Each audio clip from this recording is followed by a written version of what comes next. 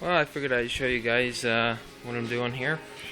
I've been running my International here off of veggie oil and motor oil and all kinds of crap.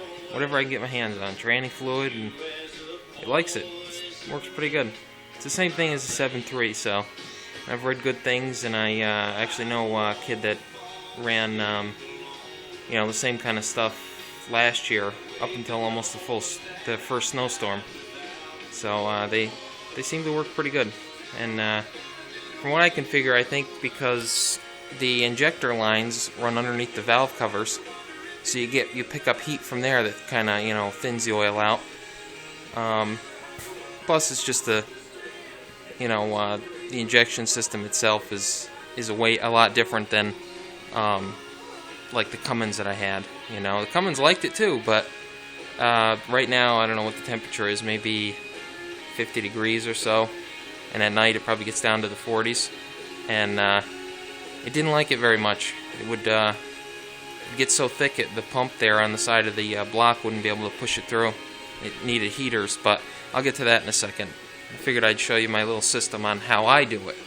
There's a lot of people say, they got their systems going and whatnot, but yeah, mine's a little messy, as you can tell. I spilled it all over the place, but all it is a 55-gallon drum, top cut open, with it's all insulated, and it's got a drain here right on the bottom, and it's got a band heater on the bottom, and I found that's the best thing. I used to have a hot water heater element in it, and I constantly burn them out, or stuff would get stuck to them and it burned to it and it actually corrode.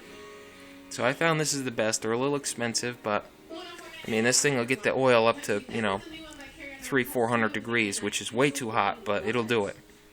I run this at about maybe 250, and then right before I'm about to filter it, I bump it up to like 275 or so and really cook it out, and then let it cool down to like 150 and filter it. And all it is it's got a electric pump here on the side. I don't know if you can see it. The camera sucks, but it comes right in the barrel there. I don't know, it's probably 6 to 8 inches off the bottom. And then it goes through just a household water filter. And there's a bunch of different elements that they make for these. I threw them in the garbage, but I've tried a bunch of them, and these seem to work the best. These are like a wound string kind with a plastic insert. And these are rated for 5 micron. I've tried the carbon ones, the activated carbon filters that they have, and the problem I found out was the pressure behind it, and being the oil is thick, it actually put a hole through the carbon filter itself. So those seem to hold up really well, but I have noticed if you have the oil too hot, that plastic insert will crush and it'll squish the filter in there. So it's definitely important to keep the oil at maximum 150. Sometimes I'll even let it go to 100 and filter it, and all I do is let it recirculate in the tank there for maybe an hour or so. Then I let it sit overnight, and then any of the water or anything that's left comes out the spigot here into the bucket. But if you got heavily watered oil, you can see the steam coming off of it, because what I actually do is boil the water out of it. The oil inside of there will actually start boiling, and once it stops boiling, 99.9% of the time, all the water's out of it. There might be trace amounts, but it's nothing that's going to really hurt anything. And then after that, I've had many of systems, and I'm still working the kinks out of it, but I got this plastic drum here. It sits on a little dolly or whatever, and it's got an electric pump on it, and I put it in here, and I mix it with, roughly I get 40 gallons of oil out of the processor there. I mix it with probably, 5 gallons of regular pump diesel, and then about 2 gallons of regular unleaded gas. And people are, oh, you put gas in a diesel, but what it does is actually thins the oil out, and it's such a trace amount, you don't even notice it. And I mix it in here, let that circulate for a while, and then I let it sit, because the gasoline, I've heard, will actually take more of the contaminants out of the oil, and it'll settle to the bottom, which I have noticed. There's a little bit that settles. So, and then it gets sucked up through the pump here, through the little filter here and out the gas handle. And for right now, it's on wheels, so I can move it around and then put it in my truck. What I eventually want to do is right here, I want to get like a 275 gallon tank and pump all my oil in here and put a regular electric pump on it.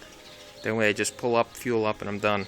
I'm not moving this around, and you know, if it's raining out, you're worried about getting water in the top and whatnot. But yeah, I'll show you the underneath the hood here. I did make a modification to this. I've never done on any of my other vehicles. I used to have an old Ford L8000 that I ran veggie oil off of, and I just dumped it in. But so this is my first ever vehicle I've done any kind of heating modification to it.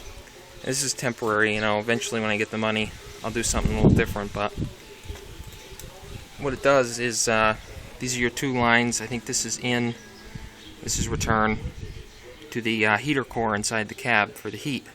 What I did is put T's in them, tapped into them with shutoff valves, and ran a piece of copper hose down and looped it around. And these are the feed and return lines for the fuel filter there. And then wrapped it with insulation tape. And that should keep most of the heat, you know, in the fuel lines and keep the oil a little hotter. And plus, with the V8s, you know, the injectors are underneath the valve cover, so you pick up your heat there too. But it's not bad. I was hoping to coil it around the copper tube, coil it around the fuel lines, but I couldn't get it to coil. I tried filling it with sand, with water. It just kept kinking. So that's my temporary setup for now. Eventually I might get what they call a hot fox. And what you do is it's kind of like a hot water heating element. You weld like a bung in the tank, screw it in, and it circulates coolant through this little element, and it heats the oil inside the fuel tank. But other than that, it likes it. You know, I haven't noticed difference in power, because this thing's underpowered as it is, you know. So fire it up and you can hear it, and smokes a little bit more. Oh, can't go that way. Smokes a little bit more, you know, a little bit blue, especially when it's cold out like this, but I could care less.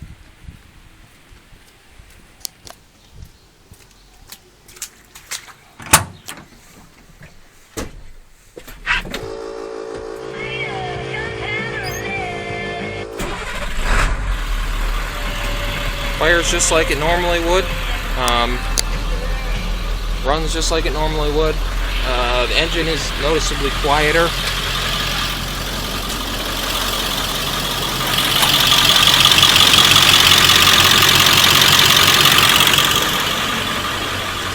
And the smell is definitely a lot different.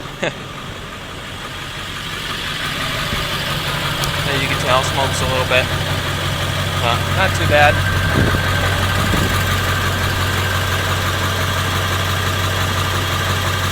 As you can tell, I got my flags on. We got them on for Memorial Day.